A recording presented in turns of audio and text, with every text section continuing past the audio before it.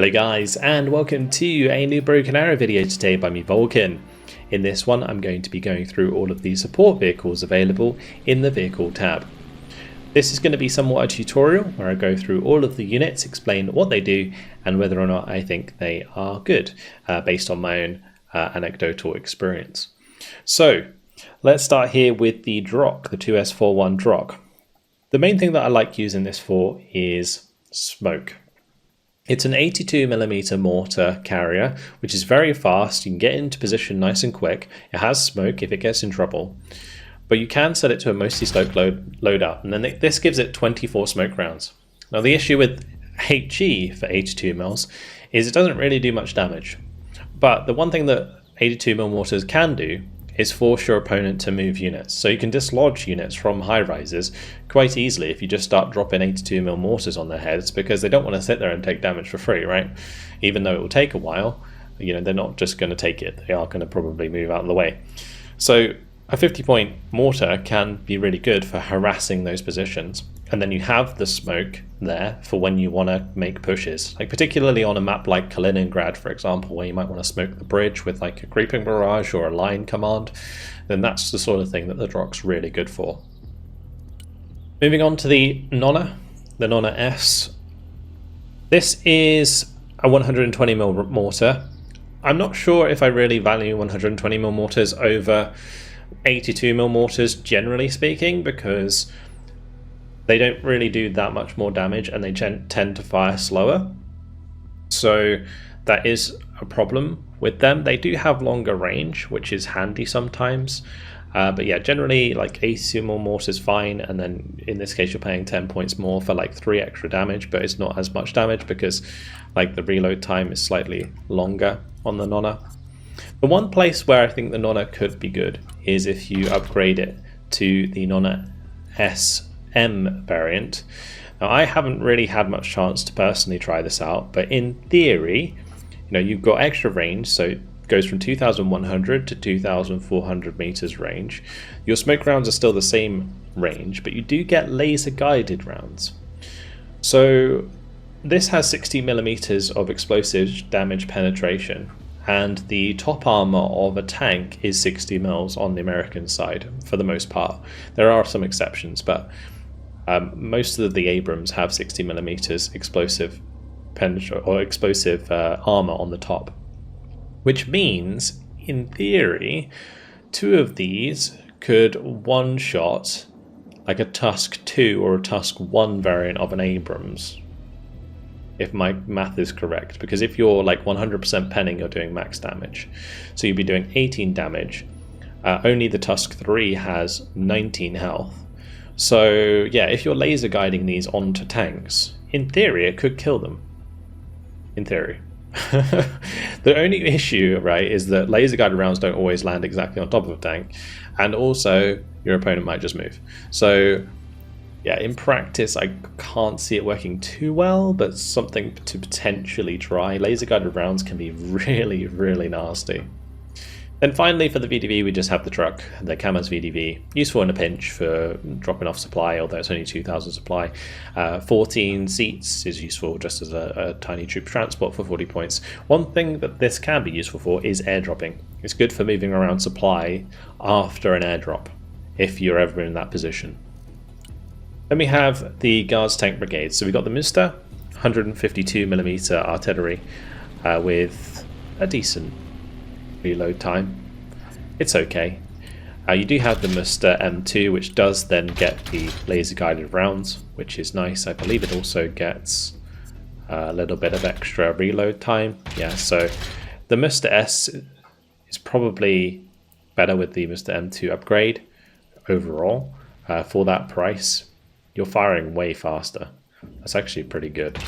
I haven't used these too much. Again, there are going to be a lot of units today that we go through that I haven't personally used. I'm kind of using anecdotes from having them used against me to kind of measure things. So just bear that in mind. Yeah, with the laser guided, again, could be useful. 75 mils of explosive damage, 12 damage overall. Yeah, he's going to be certainly able to pack a punch. Moving on to the Vina. This is another 120mm mortar scenario.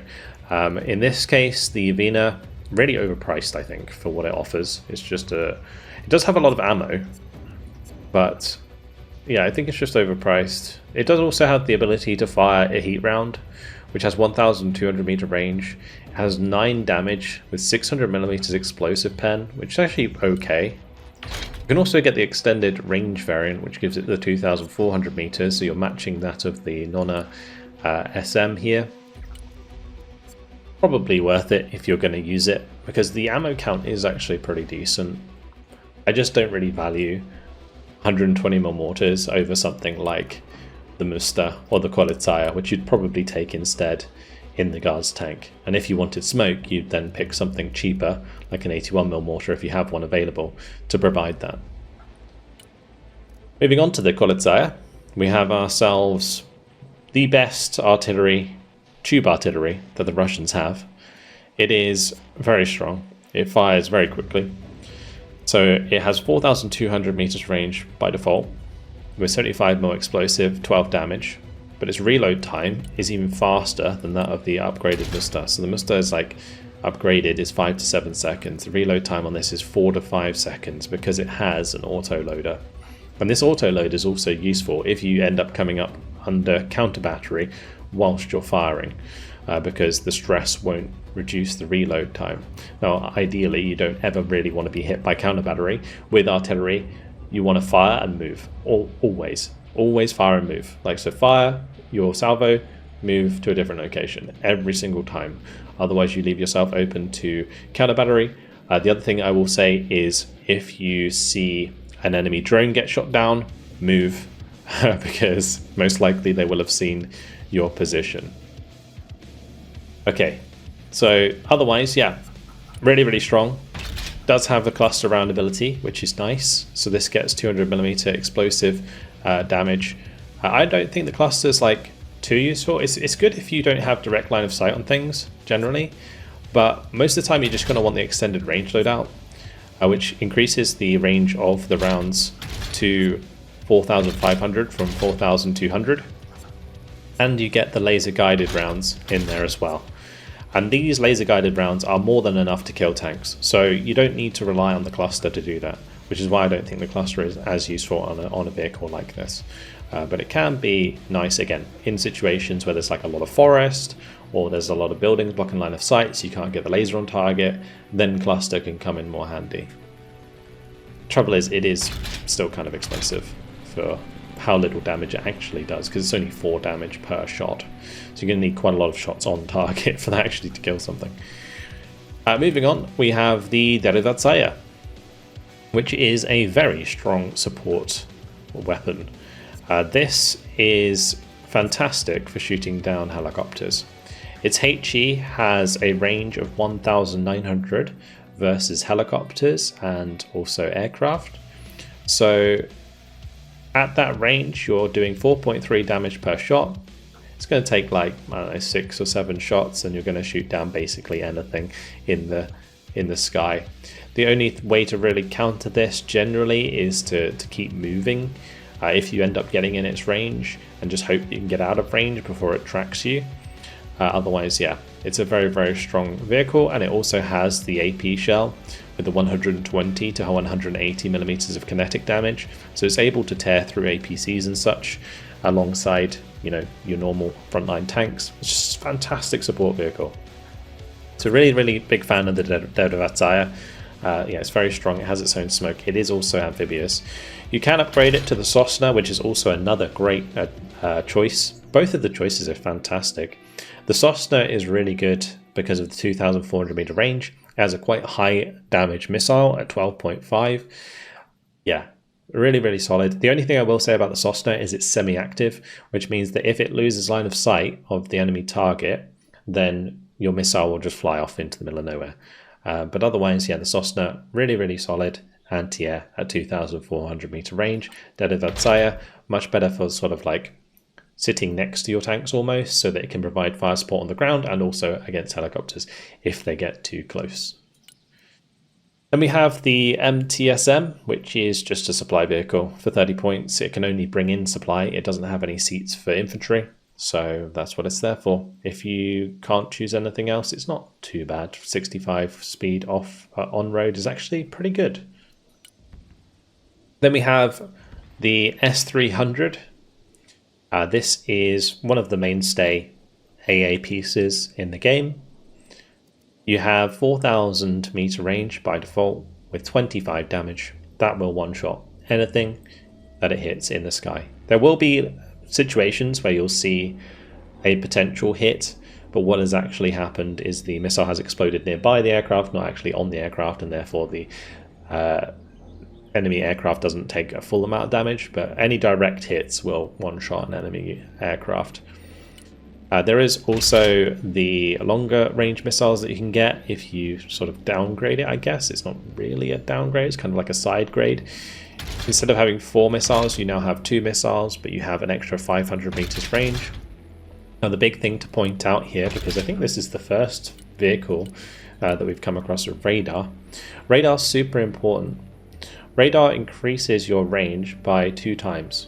When you buy this in, there will be a radar button next to the controls on the left, and in the bottom right, sorry. And you want to make sure that that's on in order to double the range of your high altitude range. So in this case, the high altitude range is 4,000. By having the radar on, it goes to 8,000. Just bear in mind that when the radar is on, you are vulnerable to SEED missiles, or like anti-radiation missiles more specifically. SEED is suppression of enemy air defense. So aircraft that come in with anti-radiation missiles, those radiation missiles will track your radar and kill your anti-air units. Your anti-air units, when they have their radar on, can track missiles, so they can try and defend themselves. But for the most part, especially with missile platforms that have 4 or less missiles, you just want to turn them off, because it's not only a waste of your missiles, but they're most likely not going to be able to defend themselves if there's more than 3 missiles coming their way. But yeah, this is an interesting choice. I haven't personally used it all that much. I think the time it takes to resupply this is just a little long. You can see the resupply time here, that is in seconds. So it takes 20 seconds for one of these missiles to be resupplied, whereas these ones only take 15 seconds, for example. I think the 4 at 8,000 meter range is fine in general for most cases. Then we have the Tor, really strong anti-air, because whilst it is semi-active, which again requires it to maintain visual of its target, the nice thing about the Tor is it kind of has a line of sight from like the top of it rather than like from the front of it.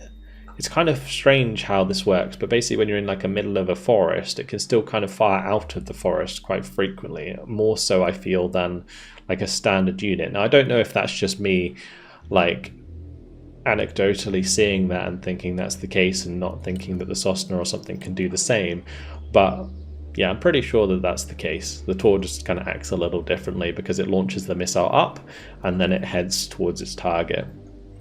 Now by default, with the 8 missile loadout, it can multi-target too. Multi-targeting in general doesn't matter too much because there aren't many situations where you're going to be engaging 2 targets at the same time. It's only really going to be trying to finish off the first target before engaging the second target by firing more missiles at it. So yeah, multi-targeting is not so important, but the magazine size certainly is. And on the Tor, this thing can get through missiles very quickly. So I would recommend upgrading it to the 16 missile package so that you have plenty of missiles spare on the front line. You also get a little bit of extra high altitude range, which is useful for dealing with aircraft, and bear in mind that is doubled when you have the radar on.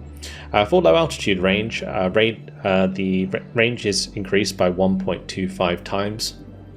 So the range for the Tor M2 is like 2,650 or something like that. I don't know exactly what it is, but yeah, it's something like that, because my math is bad. I just kind of learn on the fly. But yeah, there you go. The Tor M2, very good. Buratino, it is a very interesting unit, that's for sure. It's a tank hull with a fat old launcher on top that spews out thermobaric rockets. And these have 30 damage. They don't really have much pen, so if you hit a vehicle, they're not going to do too much damage, but they do a lot of damage against infantry and light targets. Now, the base loadout for this only has 1,500 meters range, and that can be useful in forests and in urban environments. But for the most part, I do like to upgrade this to the 1,400 meter range because, yeah, it's just useful to have that little extra range to work with. It's actually quite a significant amount of range to work with. The dispersion is a little bit worse because the longer you fire, generally, the larger your dispersion is. So because it's got more range, it's also got more dispersion. But you can, of course, still get closer to reduce that dispersion should you need to. So yeah, I would recommend upgrading it for the 50. Adding the reactive armor is kind of pointless because if it's getting fired at, you're probably doing something wrong. That's going to be the case for like most of the artillery units. It's like you don't generally upgrade their armor if there is an option to, because it shouldn't be coming under direct fire anyway. You should always make sure you're moving after you're firing and remaining out of line of sight of enemy helicopters like along the way. So yeah. So for the Guards Tank Brigade here, like having a Derridatzai with just the gun and then the Tor for the missiles is a nice option for sure. And then you've got the Ante for long range. Guards Tank Brigade just has such a strong support tab. So does the Motorized Infantry, which we've just got to now. So, the Grad. Really interesting unit. The HE variant is surprisingly okay at closer ranges. When you can reduce the dispersion on this, the HE variant is okay. But this is basically a multiple rocket launcher, so much like the TOS, it's just going to like spew out rockets at the enemy and yeah, do a decent amount of damage. The HE ones actually have explosive damage penetration, so if it hits the top of a tank, it actually does a decent amount of damage. You do have the smoke warhead loadout. I just think it's too expensive. For 150 points, yeah, again, you can cover an area in smoke, but there's just cheaper ways to do it, so there's no need for that. As for the cluster loadout, again, can be pretty good if you get closer, because if you reduce the dispersion and you catch someone sleeping, these can kill tanks pretty quickly because it's firing 40 rockets at the end of the day. Well, up to 40 rockets. Now, bear in mind, you can change the salvo length, but yeah, even if you send 20 in like a small dispersion, you can take out heavy tanks. Then we have the Incendiary. It's a very popular loadout for 225 points. It's fantastic for burning out infantry from buildings because napalm in this game has a 100% ignore cover. So the enemy sort of burns over time. And yeah, it's pretty solid. Now this is 10 damage over the time of the Incendiary. I'm not entirely sure exactly how long the Incendiary lasts for, but yeah, it doesn't do like the 10 damage immediately. So do bear that in mind. Again, it's a unit that really values small dispersion, so the closer you can get this to your targets, the better for the most part, because if you don't layer the napalm, often you're not going to do enough damage to kill infantry squads. Then we have the Smerch, which is a really strong unit, like just standard with the 5,000 meter range, 22 damage, 125mm explosive. Again, if it hits something on the top, it's going to kill it. Not like immediately. Actually, 22 damage is enough to almost one-shot anything on the top armor. But yeah, then you've got the cluster warheads, which are much more reliable for killing armored targets, just because they're getting through that top armor quite easily. They're doing 5 damage, and the sort of dispersion of the rocket itself when it lands is larger than a HE, like the blast radius. So it's able to catch out targets a lot easier. Also, cluster likes to crit enemy targets, so yeah, it's very handy for that. And we have the Tornado with the guided HE and guided cluster. So they've got the Smerch HE cluster, and you've got the Tornado HE cluster. Now the difference with the Tornado is you get extra range. So it goes from 5,000 to 5,600, making it one of the best counter battery units in the game. And it also has the ability to laser.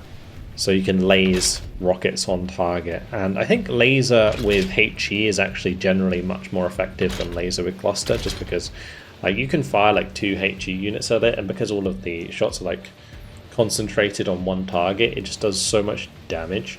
Whereas if you're like laser guiding with cluster, generally it doesn't really matter, because like the dispersion of this is not that large. Again, because it has like longer range than the Smirch variant here, the dispersion is less on the Smirch than it is on the Tornado. Actually, I say that, it's not. Which means at 5,600 meters, you actually have smaller dispersion than the Smirch at maximum range as well, which is crazy, now I look at it. So yeah, Tornado is just fantastic.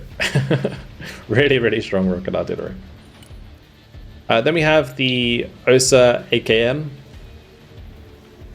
which is a pretty decent AA unit if you upgrade it. So the base variant is good because it has high damage, decent range, again that's increased by radar, and yeah, it's okay. The thing is with the VulcanHDGaming is it's very vulnerable to seed. It really struggles to shoot down missiles because it literally can't, at least the base variant can't. And so yeah, if you leave it somewhere with its radar on, it's vulnerable to seed, and it's also stationary because it can't move and fire. Whereas the upgrade fixes all those problems. The AKM-1 is stabilized, so it can shoot on the move, and it has more range, and it can shoot down missiles if it has its radar on. So whilst I wouldn't recommend leaving the radar on, that goes for the Tor as well actually. Don't leave the radar on. Any unit that specializes in shooting down helicopters, you turn the radar on when you're trying to engage a helicopter, and then you turn it off afterwards, because for the most part, like even the Tor, for example, will struggle to shoot down seed missiles heading directly towards it. The Tor's actually pretty good at shooting down missiles that aren't heading towards it, but most of the time the Tor is going to be in front of the big AA, so it will be the one sucking up all the seed missiles, or anti-radiation missiles to be more specific. But yeah, VulcanHDGaming with the upgrade, really strong. Because it can fire on the move, it's reasonably fast, and you can catch out opponents quite nicely with the VulcanHDGaming.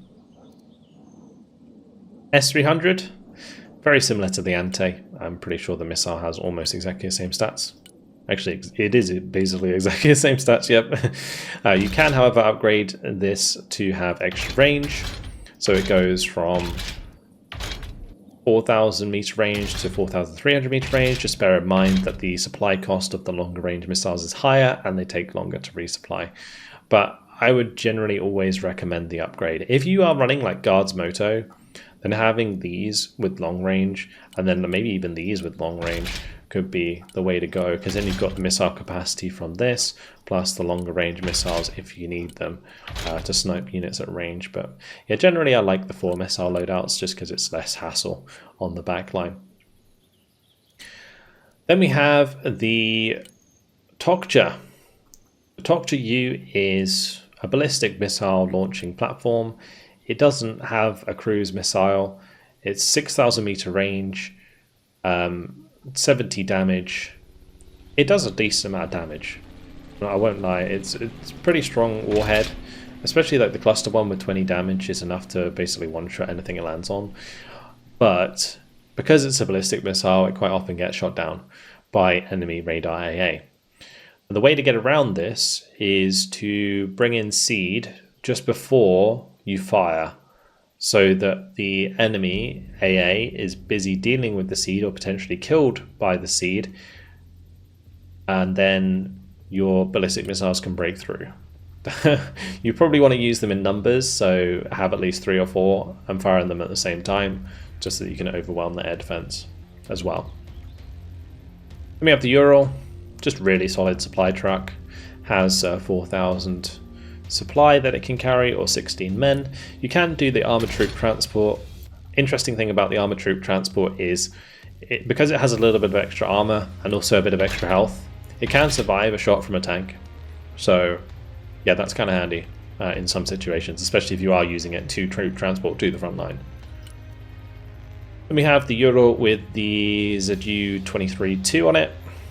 You can upgrade this to have the 2M, which increases the range. So we've got the 1,200 meters by default, then you've got the 1,300 meters plus an Igla N, which gives you 1,800 meters, and then the 57, which has 1,100 meters. Now the 57, I haven't really had much chance to try it, but I imagine it's okay on the flanks because it can target both ground units and air units. And it has quite a decent amount of pen against ground units. The only thing about it, of course, is that it doesn't really have much in the way of health. You can upper armor it to give an extra 2 health, and I think if you're using the 57 it's probably worth adding that. But if you're using it just for the ZU-23-2M, the up armor is probably kind of pointless, just because if you engage an enemy helicopter with this at close range, most of the time you will win, 1v1 at least. Actually I say that, maybe not. It just depends, I guess, what you're coming up against. If it's like an Apache, then you might struggle because it has too much armor. But if it's like a sort of a flanking Comanche or something, then you might have a good chance. But yeah, that's generally what you'd use these for, just for covering your flanks. Then you got the big Ural. Goes from 4,000 to 8,000 supply, you get 24 seats. Again, upgrading it to troop transport not only looks really cool, it does actually allow you to survive those tank shots. So yeah, I actually like the Medved upgrade for this Ural. It's pretty good because you still get 4,000 supply, which is a nice amount to sort of spread around the place, plus 24 seats. And we have the Gvozdika. I haven't really used the Gvozdika that much, I will admit. So if anyone has a different opinion on this, by all means, feel free to correct me in the comments. But I don't think it's very good. 3,200 meters, 9 damage. It's only a slight upgrade from like a... It's basically like a 120mm mortar with a slightly, well, quite a bit more range. And because 120mm mortars don't really do that much damage already, it's not ideal. Now you do get the Hoster upgrade, and that does reduce the reload time, and it does give you some laser guided shells. So you could argue that for 130 points this could be worth it, but you do actually lose range. So you go from, what, 3,200 to 3,000 meter range. Maybe if you had like 3 of these for like 100 or 390 points, and then you managed to drop like multiple, like 3 rounds of laser on a tank at the same time, it could get the kill.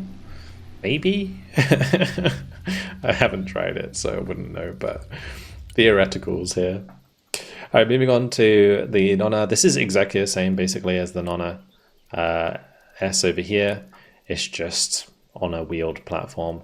It does actually get the heat rounds, same as the... I guess it's more similar to the Vina than the other Nonna, in that it does have the heat round with the 9 damage and 600 mils explosive.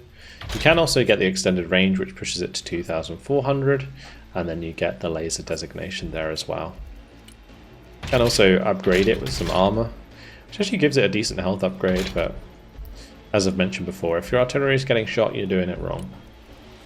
Then we have the Magnolia. I've seen this be sort of like a fan favorite. It's the Vina basically, but it towed. Doesn't have the heat rounds because it is purely artillery.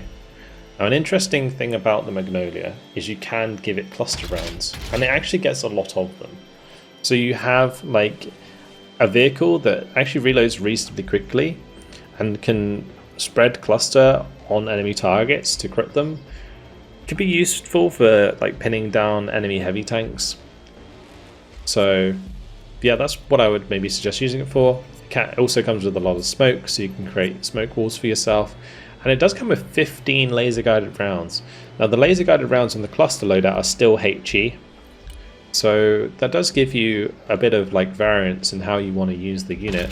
Whereas if you go for a high explosive round loadout, then you only have HE rounds, because both your normal round and your laser guided round are both HE. So I think the cluster loadout is actually probably not a bad idea. I haven't really tried it much myself, just bear in mind. It does have quite a lot of health, but it is very slow. Make sure you're moving this immediately after it fires. Right, Iskander. Really interesting unit, very cool unit. It does come with 2 ballistic missiles which have 8,000 meter range with 70 damage. It can also bring in the cluster ones which get that 20 damage. Basically, again, anything it touches is going to die. Because this damage is quite severe to any heavy tank in the top. Then we have the cruise missile variants. Cruise missile has an extra 2,000 meter range and it travels low to the ground. The difference between a ballistic missile and a cruise missile: a ballistic missile goes up into the air and comes back down. Cruise missile sort of glides along at low altitude towards its target. So yeah, that's basically it. You've got to also bear in mind that the ballistic missile does have 50% ignore cover, which I guess makes it better for killing infantry in buildings than the cruise missiles. But because it only takes 2 cruise missiles to destroy a building entirely anyway, it doesn't make much of a difference overall. And I would generally recommend cruise missiles because it's a lot harder for enemy AA to shoot them down, because they'll need to get line of sight to do so. And if a ballistic missile is all the way up in the air, much easier to see than if it's like gliding along the ground. So I like these for the cruise loadout, and generally paying an extra 75 for the extra cruise missiles allows you to overwhelm enemy AA quite nicely. Just bear in mind again, if you're going to use them alongside aircraft which have anti-radiation missiles, so you're locking down the enemy anti-air whilst those cruise missiles are coming in. Now we have the Bereg, another interesting unit, really cool. Not just because it's like an artillery piece. It has a 3,800 meter range with 10 damage. But the really cool thing about the Bereg is it actually has an SPAA variant. Like, this is an anti-air vehicle in theory, right? It's got a low altitude range of 2,400 meters. And it can hit aircraft with 13 damage very quickly. So yeah, an interesting one. You can set it on multi-purpose, so you have the ability to make it anti-air and obviously anti-ground. But yeah, unfortunately, as an artillery unit, it's not that good. It's not really any better than like 122 mil or 120 mil mortar, because it only gets like 1 more damage. It has 3,800 meters range, which is okay. And then the SPAA, I haven't actually had a chance to try this yet. It is something that's on my list to like meme around with. But yeah, it could be kind of interesting if it 1 or 2 shots an aircraft pretty quickly. Then we have the Tor.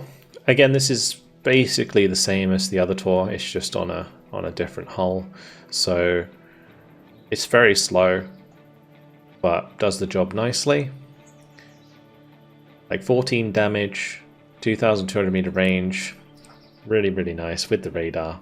You can upgrade this to have the Panzer on the back. The one thing I will say about using this with the Panzer is it by default looks backwards. So it looks towards the back, which means if a missile is coming in from the front of this, it has to turn 180 degrees before it acquires and shoots at its target. So what you want to do with these is one of those special cases where you want to reverse into position. Like, you can drive to position normally, but just make sure when you're like leaving it in a position that you basically have the back facing forwards, because that is the default way in which the unit looks, and it's going to be a lot easier and a lot quicker for intercepting enemy missiles or shooting down enemy helicopters and aircraft. But the Panzer in general, super strong unit. Basically, yeah, the longest range AA for the Russian side against helicopters, and it has a lot of damage. So it's going to like 1 or 2 shot a helicopter, depending on how much armor it has. Very, very solid unit. Obviously, in this case, it's very slow. Again, don't leave the radar on unless you're using it to kill helicopters. Then we have the Vityaz DT-30PM. This is, I mean, just a big supply carrier. Honestly, it's very slow though. It can't carry troops, it just carries supply. It's okay in a pinch. If it's like all you have, then sometimes you've got to use it. Then we have the Vityaz S350. This is a pretty solid missile platform. Generally, people are favouring like the S300s at the moment because they can one-shot. The Vityaz, where it's actually better, is because of terminal guidance. So like the S300 and the Ante are both semi-active, which means as soon as they get out, like the enemy gets out of range or out of line of sight, the missile will stop tracking. Whereas the Vityaz, it has terminal guidance, which means after a certain distance, it's going to track itself. And it can even go beyond its own range because of the terminal guidance. So that's one thing that makes this very handy to have. So 16 damage. If you upgrade for 50 points, you get an extra 400 meter range. Imagine getting an extra 4,000, it'd be crazy. But yeah, extra 1 damage and extra 400 meters range. The extra 1 damage doesn't make much difference in practice, but the extra range certainly helps a lot, especially when you consider that is doubled by the high altitude range bonus of the radar. So yeah, pretty solid anti-air vehicle. Barusa, it's decent. 1,300 meter range by default. Can obviously increase its range with a radar. So it goes 1.25, so you're getting like 1,500 meter range or something low altitude, which is okay for a spag. And then you've got the 2,600 meter range versus aircraft. It can also intercept missiles, so generally what you'd use something like this for, much like we'll see on the American side with the PBADs, is it's kind of like a interception vehicle for missiles to protect your other AA units. There is also the Credo Station variant. This is more of like an infantry support variant, so it gets increased optics, 1,750 optics, but it doesn't have a radar, so it can't increase the range of its gun. There's also the Radar plus Igla variant, which is again pretty good because it also increases the range of the Igla with the radar. So yeah, that can come in handy. 3,000 meter range with the Igla, and maybe like 2,000, I guess it'd be what, like 2,250 for low altitude. Then we have the Tunguska M. Moving on to the mechanized infantry, we have Tunguska M. It's a decent anti-air unit. By default, its gun is actually pretty long range. Like 1,500 meters is decent, and then you add the 1.25 on top of that against helicopters, ×2 against aircraft, and then same goes for their missiles. So the missiles by default are pretty decent, 13 damage with 2,000 meter range. Mainly when I'm looking at like the Tunguska, the Strelets, the Pantsir, the Ural, the Tor, these are all sorts of like anti-helicopter AA. And then when it comes to anti-air, you're looking at like Vityaz, S300, which is why often I'll overlook the high altitude range because it's not as important. You can upgrade this to the Tunguska M1, which increases the range of the missile slightly. If we just compare these, you'll notice that this one's 2,100 now instead of 2,000, and you get an extra 50 versus high altitude. That's about it. I mean, it costs a little bit more per missile. So the M1 upgrade's kind of pointless, I feel, but the Panzer upgrade, very good. Panzer upgrade gives it the 2,400 meter range missiles that we saw before. Now bear in mind that this doesn't have guns. The Panzer SA doesn't have guns like the 20mm guns like this one does, or 30mm guns, sorry. So this one gets a bit of a benefit of having those twin cannons on both sides.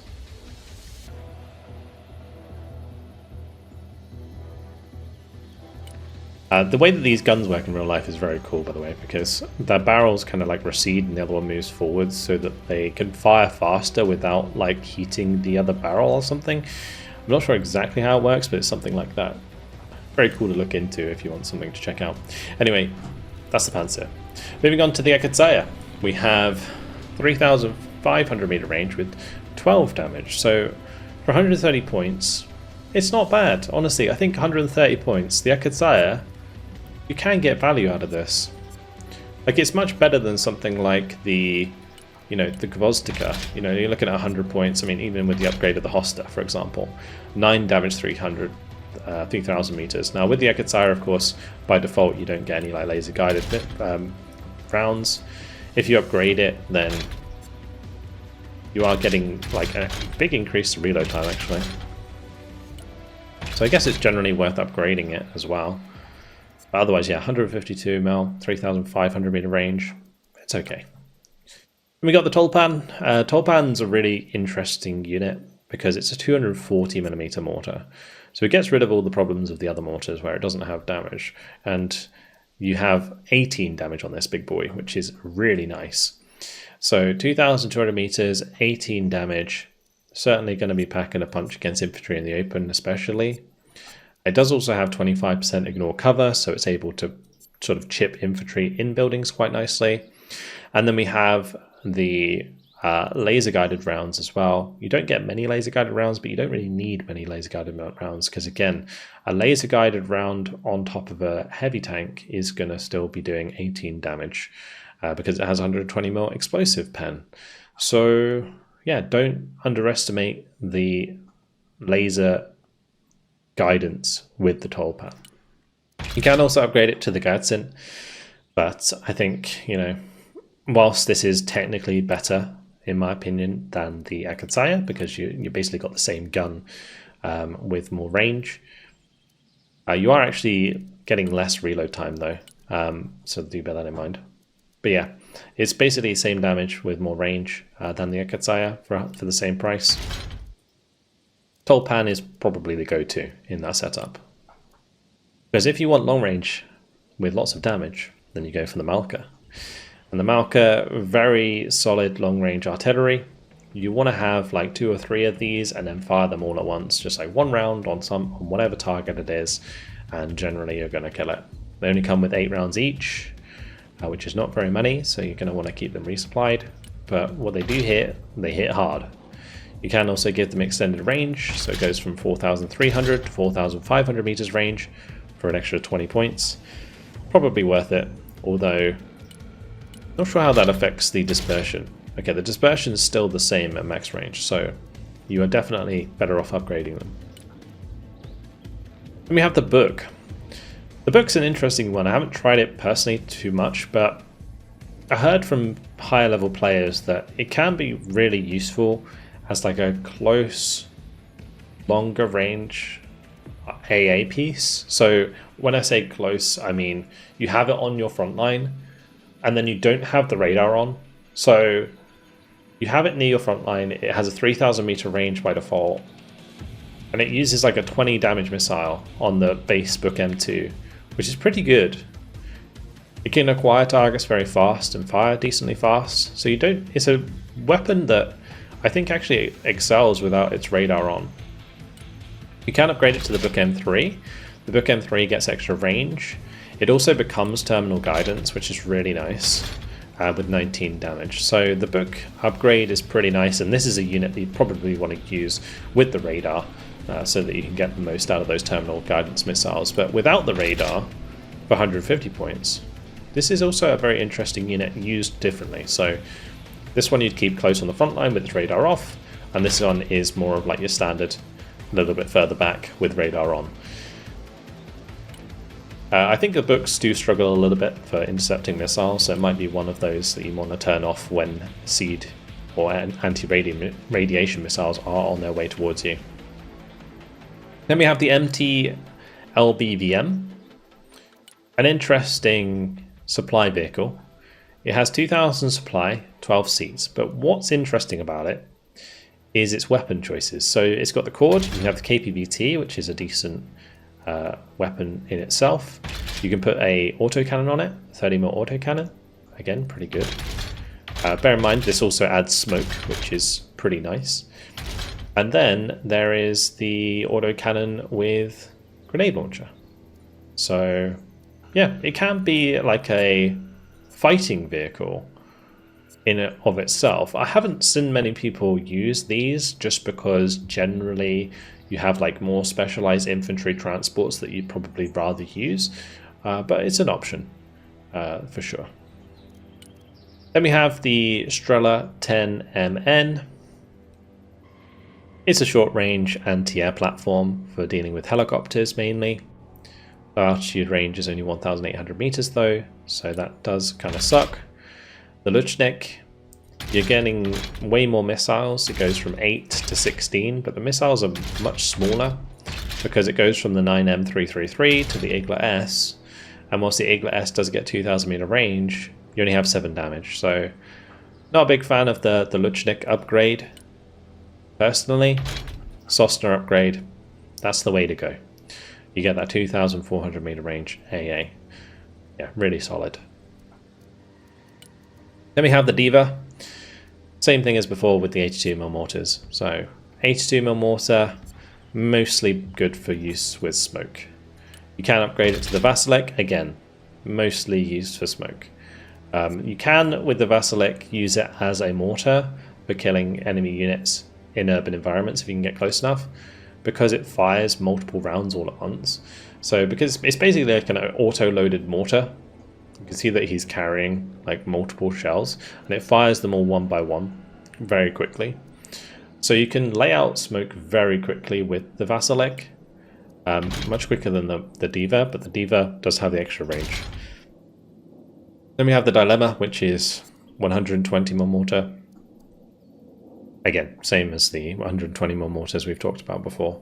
9 damage, in this case 2000 meter range, and a few more smoke rounds than normal. Then we have the Duplo. Probably the ugliest thing in the game. It's a amphibious supply vehicle. It can carry 12,000 supply or 28 soldiers, 60 speed. It's okay. It's absolutely huge. You'll see this a mile away, but yeah. It's an interesting transport, I will say that much. Let's move on to the US Marine Corps. So we start here with the Miklik, which is a mine-clearing vehicle, technically. In the game, it is used much like the... Did we go over... Yeah, we did go over. I was going to say the Meteorite's not in this tab, but it's in the like normal tab, isn't it? It's much like the Meteorite, which I was just like kind of tripping there because I was pretty sure we'd already shown something like this before. But yeah, the Meteorite and also the Assault Breacher. So it's much like those. It works the same way. 800 meter range, very short range, and comes on the Amtrak here. And the Amtrak can increase its armor. You get the Applique armor, and there's also the SU kit, which gives it a 100. But for the most part, if you're using this as the Miklik, I think upgrading the armor is worth it because you're going to be very close range. Your 50 cal and your grenade launcher can fire at the same range as your launcher. So, yeah, upgrade it with the armor, almost always. You can also upgrade it to the Catfay. The Catfay is a really interesting weapon. It works very much like a Buratino. It's a shorter range Buratino, 30 damage per hit, so I think it's the same damage as a Buratino, but it has way less range, only 1,200 rather than the 1,500 of the standard Buratino, or the upgraded Buratino is like 2,400. So this is way less. You use it in forests or in urban environments where you can block the line of sight towards the enemy and then just unleash on them with the 21 rounds there. Very, very cool and interesting unit. Great for just clearing out lots of buildings all at once. Then we have the Lavad. This is okay. It performs like wildly in different directions. You know, sometimes it's really, really good, and sometimes it's really, really bad. Because it's a unit that has a 25mm gun, which is actually pretty reliable if you get within 1,300 meters range. But the Stingers can be just so unreliable sometimes, or just hit every shot. It's wild how like RNG this can be. But you get 16 rounds. It fires 4 shots from each before it needs to reload. So you can see here the magazine size is 8. So yeah, it will fire 8 missiles one after another, and then it will stop, and then it will take a little time to reload, then it will fire another 8. So you got basically 2 salvos with the 16 there. The nice thing about the Lav ad is it's pretty fast, and you almost always want to put the armor on it. Extra armor, it's going to save you against rockets so many times. You get a little bit of extra health, and you get smoke.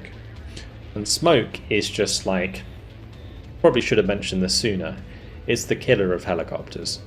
Because if you're a anti-air vehicle and you smoke, quite often you can still shoot at the helicopter and the helicopter can't fire back. That's how it works at the moment anyway. That might change in the future.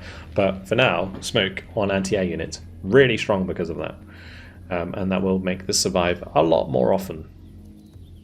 Always take that smoke if you can get it on an anti-air vehicle. Then we have the Lav L, which is a fast resupply vehicle, 2,500 supply. Can't carry any troops, so yeah, just literally there for bringing in supply. Can equip it with a machine gun or a grenade launcher. If it's getting close to the front line, you might want to put the armor package on it as well, just for some extra armor and the smoke. Yeah, it's okay. I mean, honestly, for 45 points, it's a nice little grenade launcher support unit with a little bit of armor. Then we have the Lav M, which is an 81mm mortar. Same deal really as the sort of like the Drock, it just has armor. I don't know why this is so expensive though, like 80 points seems like a lot for this unit. It's mainly used for smoke. You might be paying a lot because you get a lot of ammo, to be honest. I don't think you need the armor package for it, generally. You can also upgrade it for the Dragonfire mortar. Dragonfire mortar only has 2,000 meter range, but you do get some laser guided rounds, which can be handy in a pinch, but they won't be doing a lot of damage against enemy heavy tanks because I think most of the Russian tanks actually have 80mm of explosive protection on the top rather than the 60 that the Americans do. So yeah, laser guided precision against Russian tanks isn't as good as laser guided precision against American tanks overall. Then we have the LVSR, which is just a chunky supply vehicle. Again, can't bring any soldiers, but for 40 points you get a vehicle that can bring in lots and lots of supply. You can add a soldier with a weapon on the front, and you can also increase its health slightly with B-Kit to help it survive any stray shots. Then we have the MTVR, pretty useful troop transport, comes with a lot of supply capacity as well. So 6,000 supply capacity, 18 seats, decently fast, 105 speed, can be equipped with a weapon. That's a machine gun, a heavy machine gun, a grenade launcher. Generally, if you're getting close to the front line, like grenade launchers are the best bet if you're going to pick one. Most of the time I wouldn't put one on. There's also the armored troop transport upgrade, which again just allows them to survive a hit if you are getting close to the front line. Most of the time I don't upgrade it though with the armor kits, because the trouble with the armor kit as well is it sometimes slows him down. In this case it doesn't. So actually, yeah, it doesn't slow you down at all. So 12 health, extra little bit of armor, not really going to make much of a difference. But yeah, the health is what matters when you're surviving those shots coming from tanks. Then we've got the M106 4A3 mortar. So this is a 120mm mortar carrier, 2,000 meter range. Again, useful for poking units out of buildings and providing smoke. I would go for the mostly smoke loadout if I was going to use it. Quite expensive though for a mortar. I feel like a lot of these like mortar carriers are just really expensive on the US side now I look at it. I don't really use them that often. I might have like one in my deck just for smoke most of the time. You can actually equip it with a grenade launcher, and you can put cage armor and smoke on it. Yeah, I don't know how I feel about that. It just seems really expensive for what it offers. Then we have the Paladin. So the Paladin, really decent, honestly. This is the M109A6 Paladin. It has 3,800 meter range. It does get 3 laser guided rounds by default, which is really nice. There's also the cluster variant. So this actually gets a different... Wait, I didn't even see this before. It gets a different type of guided round. So the Excalibur on the default, on the cluster variant, you get the Copperhead. So the Copperhead's doing slightly less damage, with way less blast radius, but it's got way more explosive damage penetration. Interesting. So for laser guiding against tanks, the Copperhead must be really good. I'm going to have to try that personally sometime. I don't know how I feel about this now. I was going to say that the HE variant's generally better, but the cluster variant could also be good just because of the precision. Okay, moving on. We have the M1 M109A7 Paladin. So this just increases in range basically by default. So you get increased range, you get increased amount of Excalibur rounds, which is nice. But the great thing about the M109A7 Paladin, that I think everyone will agree, is the Iron Thunder upgrade. The Iron Thunder upgrade pushes the tube artillery to 5,000 meter range, which is huge. And every shot is laser guidable, which is really, really nice. So you get 23 laser guided rounds, which can be absolutely devastating for enemy tanks if you hit enough on target. You have 2 or 3 of these, you can kill heavy tanks very easily if they're laser guided on target. Up armoring it's kind of pointless for the most part. I guess the only reason like up armor might be handy is if there's like a machine gun vehicle that gets into the back line. Because you have a 50 cal, you can defend yourself, and then the little bit of extra armor might allow you to survive long enough to kill it yourself. But otherwise, yeah, you're probably doing something wrong if that is the scenario. So that's generally how I look at things. Then we have the mortar carrier with the 120mm. So this is the M1287 MCV, which has a 120mm mortar. It's another one very similar to the M106, where I would just use it for mostly smoke. There is also the ability to add more guided rounds, but you just get guided rounds by default on this variant. No, you don't actually. Okay. So, yeah, could be handy. The trouble with guided rounds on mortars is they're never really close enough to guide onto anything important, what I would say. Can actually give it reactive armor and Iron Fist APS. That is crazy. Put a grenade launcher on it as well. Use it as like an assault mortar. Don't do that, guys. Just don't do that. Okay, PVADs. I mentioned before how it's similar to like the Barusa in the way that it's used. The Barusa is like a short range spag, just like this. So the PVADs, perfect for just killing missiles. It's what you use it for the most part. Its range against helicopters is quite limited, so you're not going to be using it for that very often, even with the radar turned on. It's really there for just intercepting missiles in front of your standard AA units. Upgrading it with the cage armor and smoke, probably pointless in most cases. So just keep it as cheap as possible for killing enemy missiles. Then we've got the M207A1. It's just a really strong rocket launcher. We're kind of getting into the same territory as the Smirch and the Tornado here. So 227mm rockets with 18 damage. You can go cluster warheads, which get 5 damage at 5,300 meter range. And then you have the Atacams, which is a ballistic missile. So it gets 2 ballistic missiles, which are cluster. They will one-shot enemy tanks, but it has the same problem as all of the other ballistic missiles, where it just struggles to break through AA.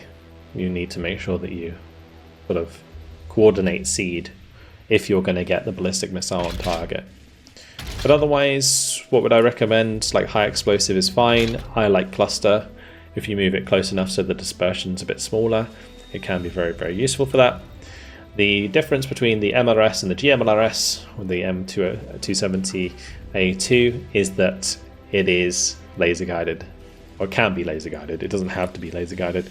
Same goes for everything. Like, just because it says it's laser guided doesn't need to be laser guided. You can still use the Iron Thunder without laser guidance. You can still use, like, I don't know, the MCV PGMM rounds without laser guidance, and usually they have less dispersion by default.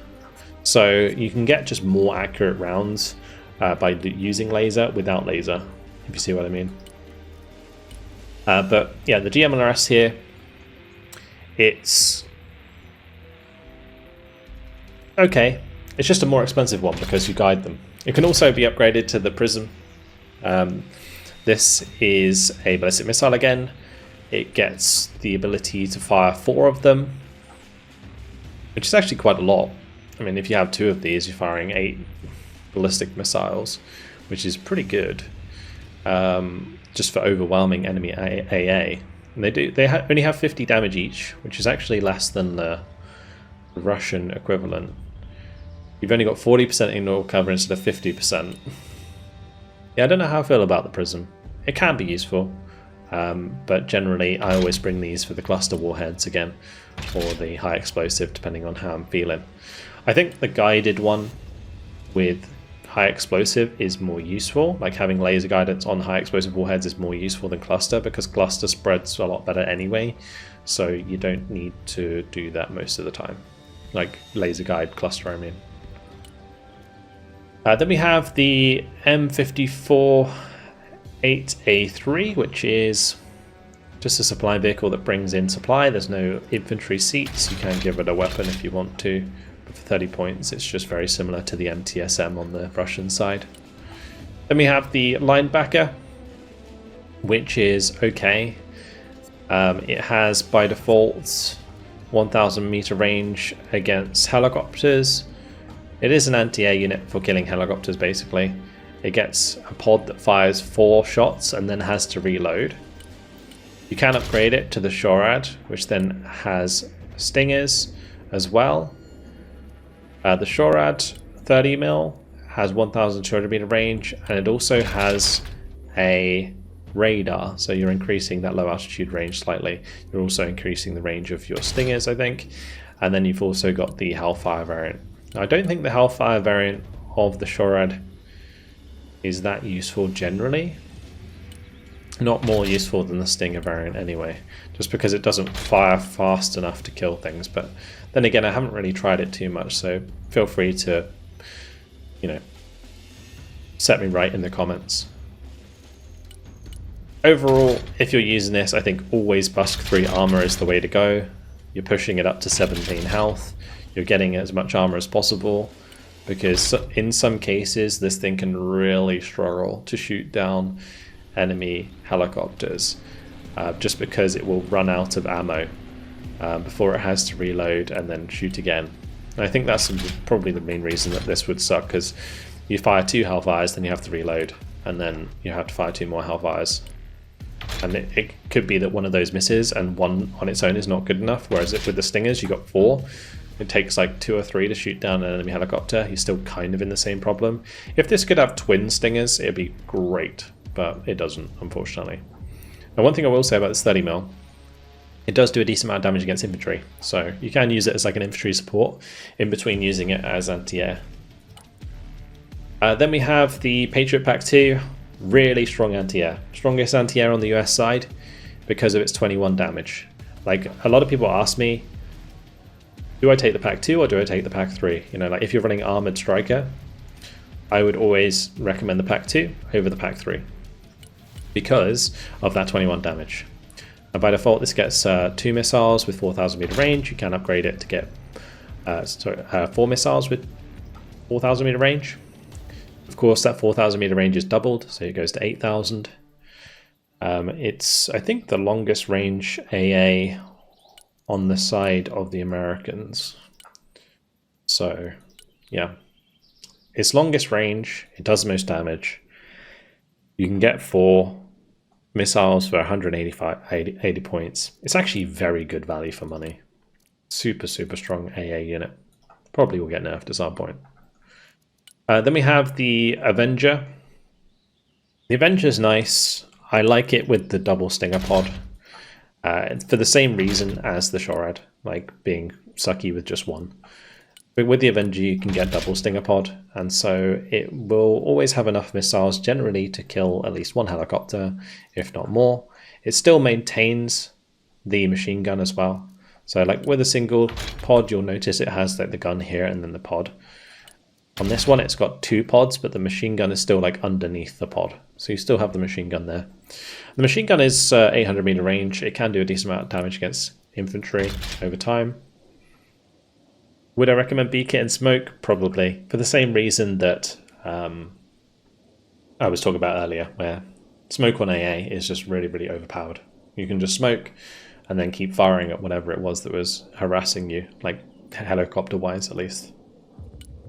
Then we got the Brutus, 150 mil artillery piece. actually quite cheap for 150mm artillery. Its reload time is actually reasonably fast. Like if you compare this to like the Akatsaya, with for 150 points, you've got a 152mm gun with 3,500 meter range, 12 damage, with a 7 to 9 second reload. This is 7 to 8 second reload, 3,800 meter range, 12 damage for 110 points. Now, of course, this thing isn't tanky at all. If it gets shot at, it's going to die. But yeah, it's got some interesting loadouts. You can put smoke on it for 80 points, which basically gives you like a long-range smoke dispenser. You've got the high explosive variant, which is useful for just like harassing the enemy over time. You've got the cluster variant, which is like the high explosive variants are really good for poking infantry. It has a little bit of ignore cover as well. Cluster rounds is actually 4 damage, so that's actually pretty good. And then you've got guided rounds as well, which gives you 18 Excalibur rounds for 130 points. So 12 damage with 75 more explosive top like pen. Like, yeah. Honestly, not bad. Not bad. Up armoring it is kind of pointless. I guess it might survive a hit, but you're just making it more and more expensive. But I think, you know, all of the loadouts of the Brutus are actually pretty good. Then we got the Hawkeye with 105mm. I have messed around with these quite a lot because I was running Humvee decks just for the funsies. The base 105mm is not that good. Only 8 damage through. The 3,200 meter range is okay. Cluster round though, actually pretty fun. 200mm explosive pen with 3.5 damage. You know, if you get enough of these on target, it's pretty good. The dispersion is actually kind of small on them, and the spread of the cluster is kind of small as well, though. So you need to be kind of accurate with these in order to make them work. You can also go for the extended range HE variant. Not worth it, generally speaking. And I think the beacon and smoke is really not needed on this vehicle. Keep it cheap. Maybe use cluster. LMTV. It's similar to the Kamaz. It's basically the Kamaz on the US side. It can be airdropped. It's useful for moving around supply after an airdrop. So you put it in the helicopter, or not helicopter, I guess you can put it in a helicopter, but you put it in like a C-17 and you airdrop it on the enemy, and then it can move around the supply that you also dropped next to it. Can have B-kit, but then it can't be airdropped, and then you've got the different weapons. Right, moving on to the MTV. This is actually a really solid vehicle. It can carry 4,500 supply or 16 men, 95 speed. Yeah, very solid. Up armoring it does allow it to survive a shot, so it could be worth it. It's also a nice way to just like, when you're looking to try and get your deck to 10,000 points, just up armoring it for like 5 points on each one can get you closer. And then different options here for weapons again. Slam Ram. I don't know how I feel about Slam Ram. It fires AMRAMs from the ground, which are usually like air-to-air weapons. Most of the time I'm going for the 6 AMRAM loadout. So for 40 points you get an extra 2 AA missiles. Is it worth it? I don't know. Maybe it's just better to just have 4 and reload it for 130 points. When you turn on the radar, you have 6,000 meter range with 16 damage. 2 of these will kill an aircraft, so relatively efficient in that respect. If you go all the way and add like aim 9s, it can shoot down helicopters in 2 shots as well, but if one of those shots misses, the Slam Ram's dead. So I wouldn't recommend using this in a short range air defense role. Like, it's not a SHORAD. I think you definitely use it as like a cheap anti-air, so maybe just keeping it as cheap as possible with 4 missiles is the way to go. And up armoring it, kind of pointless unless you are going to be using it as a SHORAD, which I wouldn't recommend. Then we have the Centurion C-Ram. Now this has the same problem as the what was it? The Pantsir. It auto faces backwards, guys. This is one thing that a lot of people don't realize with this particular piece of equipment, is it auto faces towards the back. So you want to reverse it towards where the missiles are going to be coming from. So it has a much faster time to intercept. Otherwise it has to turn 180 degrees. in order to acquire and start shooting. So always reverse it towards where the missiles are going to be coming from, and you'll park this like in front of your like Patriots, and it will defend them for you. But always have them in reverse. If you have the radar on, the high altitude range goes up quite a bit. So yeah, I would always recommend having the radar on for these weapons. Same goes for the PVADs. There's no reason not to have it on. It's there to intercept missiles that are coming towards it anyway. So yeah. Armor package, don't know if it's worth it. I don't think it helps it survive a seed missile, so it's kind of pointless. It might be handy if you're coming under artillery fire, I suppose. Then we have the helmet. The helmet is 9,000 supply, 24 men. I see people use these a lot at the moment for just transporting infantry to the front line. You can put a weapon on them. You can upgrade it to an armored troop transport variant with 4,500 supply capacity and 24 seats. I guess it just depends whatever you need it for. Like the upgrade for this could be pretty handy, especially considering it can carry so many troops. And you got the M107 5A1 PLS. This is just, yeah, a crate on the back of a truck that carries supply. 100 speed, it's not too bad. For 40 points, it's a supply carrier. That's basically it. HIMARS, very good, and long-range artillery. It's rocket artillery. It fires either high explosive warheads at 6,000 meters, it fires cluster warheads at 6,000 meters, or it fires ATACMS or prisms. Now with the ATACMS, you only get one per, and I think you can get a max of 2, so it's not ideal because you're not going to ever really be able to overwhelm enemy aircraft or anti-air, even if you are bringing in seed at the same time. And same deal with like the prism. The prism does a little bit better because it has 2 of them, so it fires 2 at once. But it's not like the M270 where you can fire 4 at once, which is really nice. If you're going to use ballistic missiles, the M270 with the prism is actually probably the best bet in the entire game. Just because you're firing like 8 with both of them at the same time, and then you're also like if you have seed coming out as well, then you know you're able to mess around with the AA as it's coming in. So my recommendation for these: cluster warheads, 5 damage at 6,000 meter range, decent dispersion, really solid. And most of the time when you bring in an artillery unit, it default comes in with the middle salvo length. For HIMARS, I almost always would recommend maxing or like the salvo length to the maximum, so it fires all 6 rockets at the same time, especially if you're using it at longer range, because otherwise the dispersion can make them a bit too spread sometimes and you won't kill the target, whereas if you're firing all 6 then you should be fine. We have the MML Stinger. So this is an interesting one because I've been told, like I haven't had much luck with this and I can't imagine anyone else has either.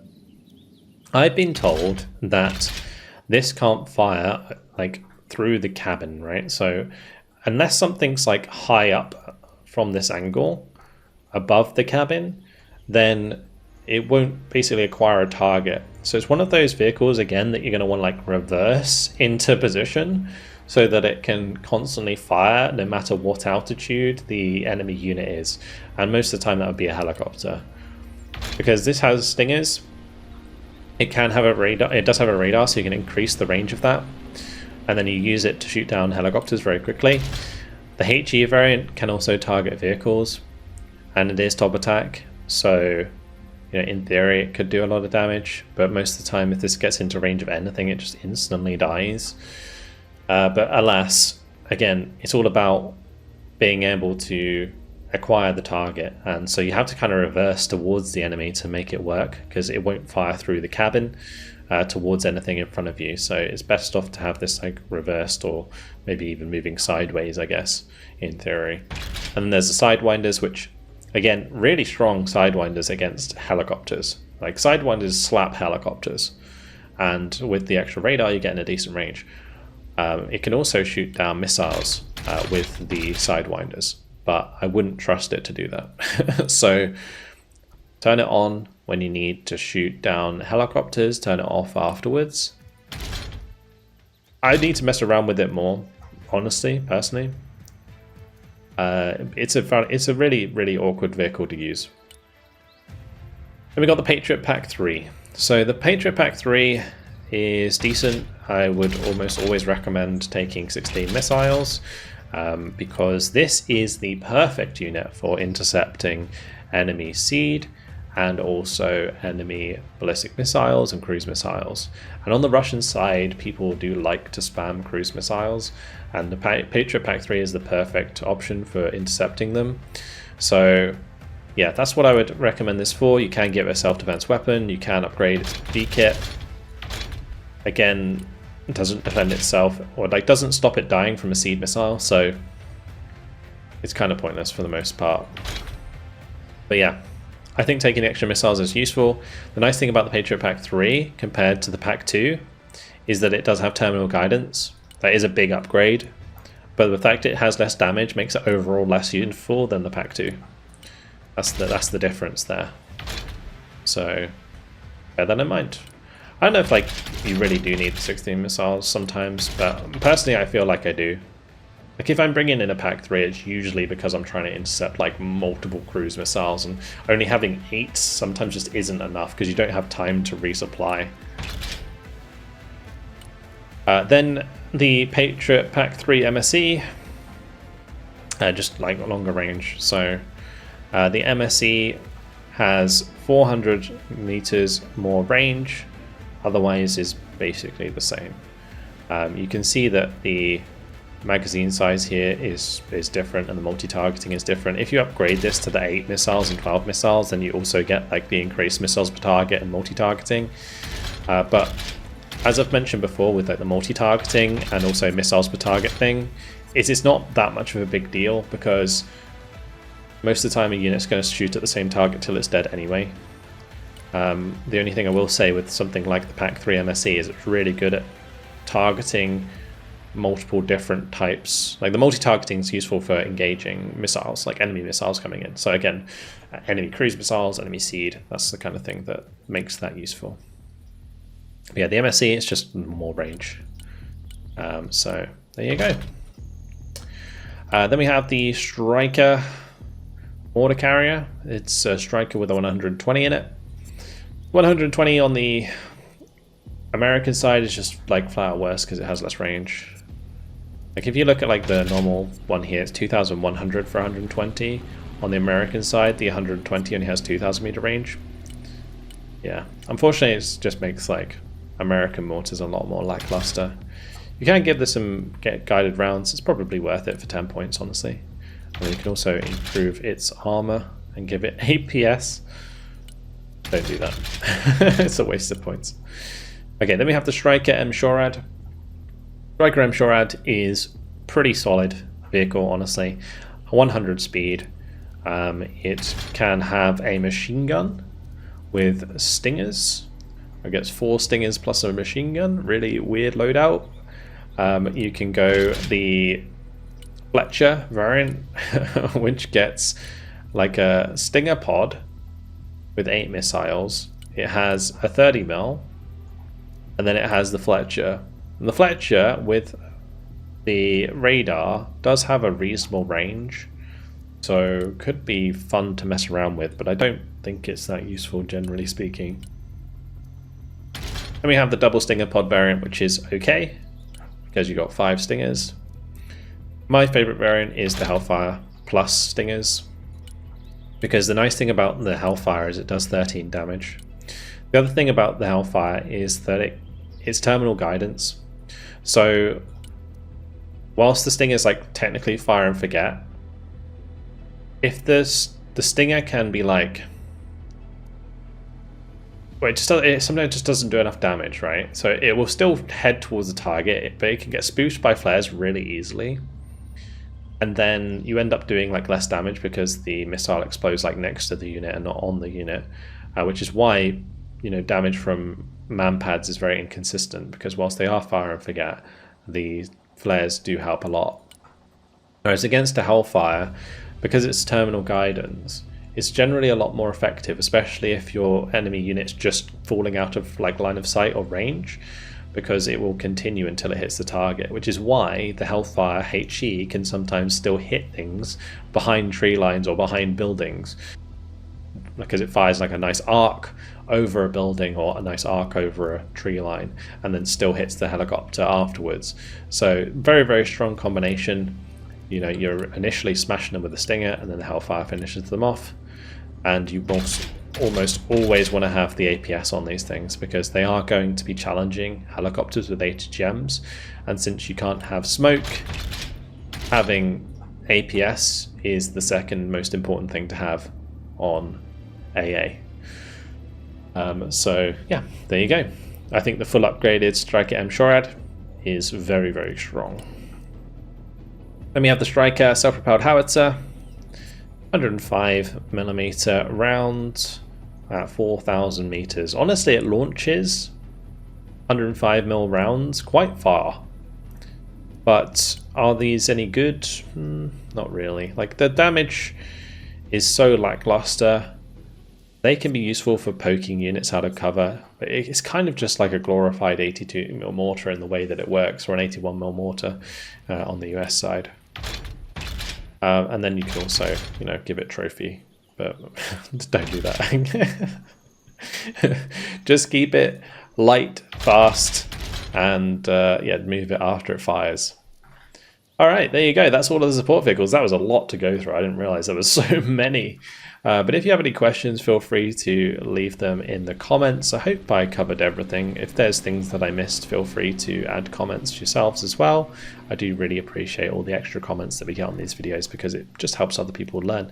So definitely make sure to check out the comments if you don't, because there's a lot to learn from the comments in these videos.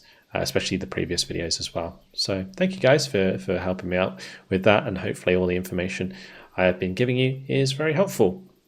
But that's all from me. Hopefully you guys have enjoyed it. Thank you very much for watching, and I'll see you in the next video. Goodbye.